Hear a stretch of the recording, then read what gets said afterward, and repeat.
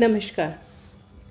आज की जो क्लास है उसमें हम बात करेंगे कि औपनिवेशिक जो व्यवस्था थी उसकी वजह से कुटीर उद्योगों के ऊपर क्या प्रभाव रहा, उनके ऊपर किस प्रकार से कुटीर उद्योग जो है इनका पतन हुआ। अंग्रेज़ों के जब भारत आगमन हुआ अंग्रेज़ों का, उस समय भारतीय कुटीर उद्योग जो था उसके द्वारा उत्पादित वस्तुएं अपनी गुणवत्ता के लिए विश्व भर में प्रसिद्ध थी। भारत में सूत कातना और बुनना प्राचीन काल से ही एक घरेलू व्यवसाय था। भारत शताब्दियों से अपने सुंदर और महीन सूती कपड़ों के लिए संपूर्ण विश्व में प्रसिद्ध था। कपड़ा देश के निर्यात की सबसे महत्वपूर्ण वस्तु थी। इसके अलावा भी भारत जो है यहाँ से अन्य वस्तुओं का जो व्यापार जो है वो किया जाता था, निर्यात किया जाता था। बर्नियर जो कि एक फ्रांसीसी यात्री है, वह कहता है कि भारतवर्ष को छोड़कर कोई भी देश ऐसा नहीं था जहाँ की इतनी विभिन्न प्रकार की वस्तुएं पाई जाती हों।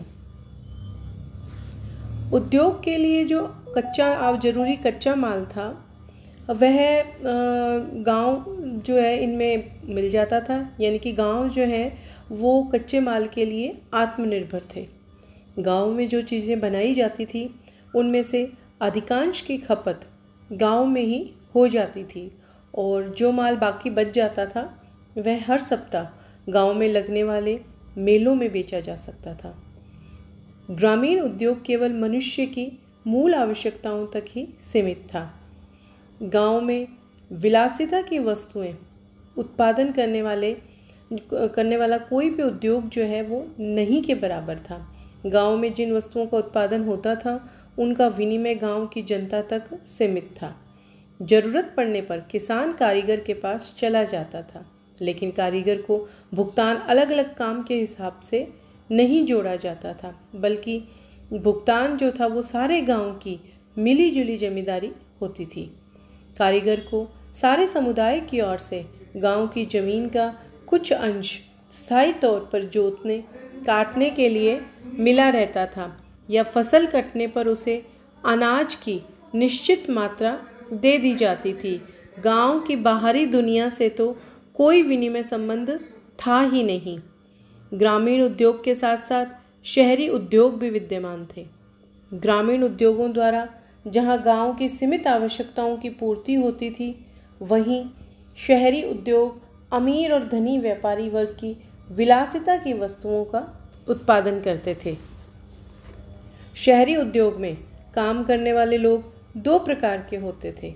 एक तो वे जो स्वतंत्र रूप से काम करते थे और दूसरे वे जो राज्य या निगम या दूसरे लोगों की नौकरी करते थे। बड़े शहरों में प्रत्येक उद्योग एक गिल्ड अथवा संघ जो होता था उसमें संगठित था।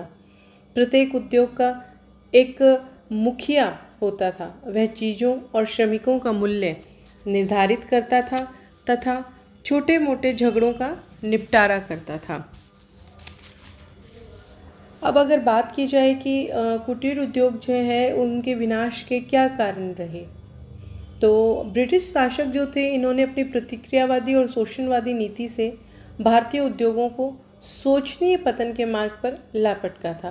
पतन की इस प्रक्रिया में दूसरे अन्य सहायक कारणों ने भी अपना योगदान दिया था, जो कि इस प्रकार से थे। मुगल सत्ता के विघटन से उत्पन्न स्थिति। औरंगजेब की मृत्यु के बाद मुगलों की केंद्रीय सत्ता तेजी के साथ पतन की ओर अग्रसर होती गई। मुगलों में उत्तराधिकार का कोई निश्चित नियम न होने के कारण हत्या, अमीरों के षड्यंत्र और शक्ति के बल पर राज सिंहासन पर अधिकार किया जाने लगा।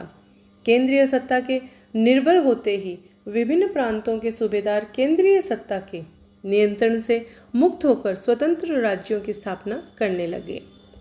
दक्षिण की मराठा शक्ति ने उत्तरी भारत में भी अपना प्रभाव बढ़ाना शुरू कर दिया और मुगलों के संरक्षक बन बैठे। नादिर शाह और अब्दाली के आक्रमणों ने देश में पहले से विद्यमान अशांति और अराजकता की स्थिति को और अधिक शोचनीय बना दिया।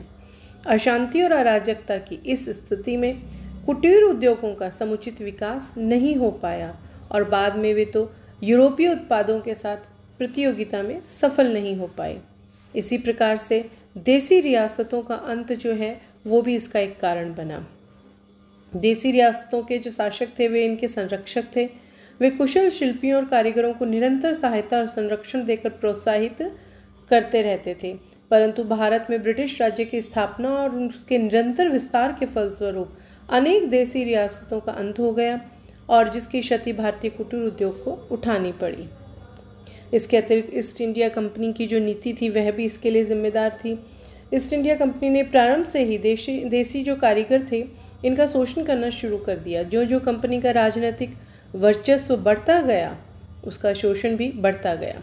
बुनकरों का भारी शोषण होने लगा, जिसके परिणाम स्वरूप भारत के विश्वविख्यात सूती वस्त्र उद्योग को भारी क्षति पहुंची। यही स्थिति अन्य उद्योगों की भी हुई। कंपनी की नीति ने भारत में कुटीर उद्योग जो थे इसको पतन की ओर धकेल दिया। इसके अलावा इंग्लैंड में जो औद्योगिक क्रांति हुई थी उसके फलस्वरूप समूचे विश्व में अर्थव्यवस्था में एक क्रांतिकारी मोड़ आया।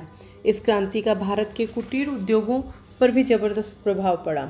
मशीनों की सहायता से बड़े पैमाने पर उत्पादन काफ़ी सस्ता होता था। इन उत्पादों ने भारतीय माल को पहले तो विदेशी बाजारों से और फिर भारतीय बाजारों से ही खदेड़ना शुरू कर दिया। इसके अलावा भारतीय माल जो है इस पर ऊंचे कर लगना ये भी एक कारण था। भारत के कुटीर उद्योगों के पतन में ब्रिटिश सरकार की प्रतिक्रियावादी आर्थिक नीति का महत्वपूर्ण योग रहा। ब्रिटिश सरकार ने एक तरफ तो भारतीय उत्पादों के ब्रिटेन में आयात पर 20 से 80% तक आयात कर लगाकर ब्रिटिश उद्योगों को संरक्षण प्रदान किया और दूसरी तरफ भारत में स्वतंत्र व्यापार नीति को लागू किया गया। परिणाम स्वरूप भारत के निर्यात व्यापार को गहरा धक्का लगा, लेकिन दूसरी तरफ भारतीय बाजार ब्रिटिश उत्पादों से भर गए। चूँकि मशीन निर्मित वस्तुएं सस्ती थी और भारत की ब्रिटिश सरकार का उन्हें संरक्षण भी प्राप्त था, अतः देसी वस्तुओं की तुलना में उनका उपयोग बढ़ता गया। भारतीय बाजारों में देसी वस्तुओं की मांग कम होती गई। ऐसी स्थिति में भारतीय कुटीर उद्योग को जीवित रखना एक चुनौती भरा काम रह गया। इसके अलावा विदेशी व्यापारियों द्वारा भारतीय कारीगरों का शोषण करना ये भी एक कारण रहा और पाश्चात्य सभ्यता का भी प्रभाव जो था वो भी कुटीर उद्योगों के पतन का एक कारण बना। भारत के कुटीर उद्योगों के पतन में पाश्चात्य सभ्यता और शिक्षा ने महत्वपूर्ण योगदान दिया। भारत में ब्रिटिश शासन की स्थापना के बाद पश्चिमी शिक्षा प्राप्त कर सरकारी नौकरियों में लगे भारतीय और विश्वविद्यालय तथा महाविद्यालयों में अध्ययन करने वाले विद्यार्थियों में विदेशी वस्तुओं के प्रति आकर्षण बढ़ता गया। पहले जहां घरों में सजावट के लिए स्वदेशी कलात्मक वस्तुएं इस्तेमाल की जाती थी, वहीं अब ब्रिटिश उद्योगों के द्वारा निर्मित वस्तुओं को महत्व दिया जाने लगा। वास्तव में विदेशी वस्तुओं का उपयोग समाज में गौरव और प्रतिष्ठा का प्रतीक बन गया। ऐसी स्थिति में स्वदेशी वस्तुओं विशेषकर साज सज्जा की कलात्मक वस्तुएं और सूती वस्त्रों की मांग में कमी आने लगी। परिणाम स्वरूप इन कलात्मक वस्तुओं से संबंधित कुटीर उद्योगों का पतन होने लगा। परिवहन के साधनों का विकास जो हुआ उसने भी कुटीर उद्योगों के पतन में महत्वपूर्ण भूमिका अदा करी। ब्रिटिश शासन जो है इसने देश में परिवहन के आधुनिक साधनों का विकास किया ताकि भारत के आंतरिक भागों तक ब्रिटिश उत्पादों को खपा सके और भारत का कच्चा माल बंदरगाहों तक जल्दी से पहुंचाया जा सके। रेल निर्माण का प्रमुख उद्देश्य ही भारत के कच्चे माल को अंदर के हिस्सों से बंदरगाहों तक पहुंचाना तथा ब्रिटेन से आए तैयार माल को बंदरगाहों से देश के आंतरिक हिस्सों में ले जाना था। इसी प्रकार सड़कों का विकास किया गया। अब अगर बात की जाए कि ये जो कुटीर उद्योग थे इनका जो पतन हुआ था इसका प्रभाव क्या रहा, तो पहला प्रभाव तो हम ये कह सकते हैं कि इसका अर्थव्यवस्था पर घातक प्रहार हुआ कुटीर उद्योगों के पतन के परिणाम स्वरूप। दूसरा, व्यापार संतुलन पर प्रतिकूल प्रभाव रहा। तीसरा, खेती पर निर्भरता जो है वो बढ़ी। कुटीर उद्योगों के पतन का परिणाम ये हुआ कि बहुत से कारीगर और शिल्पी बेकार हो गए और वे शहरों को छोड़कर गांवों की ओर जाने को मजबूर हुए, जहां उन्होंने कृषि को जीविकोपार्जन का साधन बनाया। कृषि जो पहले ही ब्रिटिश नीति की शिकार थी और भी बोझ से दब गई। इसके साथ ही भूमि का विभाजन और उपविभाजन शुरू हुआ और कृषि पर निर्भर लोगों की संख्या बढ़ती चली गई। इससे भूमि उत्पादन और खेती में लगे लोगों के बीच संतुलन बिगड़ गया। भूमि पर आश्रित लोगों की संख्या बढ़ने के कारण उत्पादन में भारी गिरावट आ गई क्योंकि भूमि सीमित थी। इस प्रकार कुटीर उद्योगों के पतन का जो है काफ़ी व्यापक प्रभाव पड़ा। Thank you.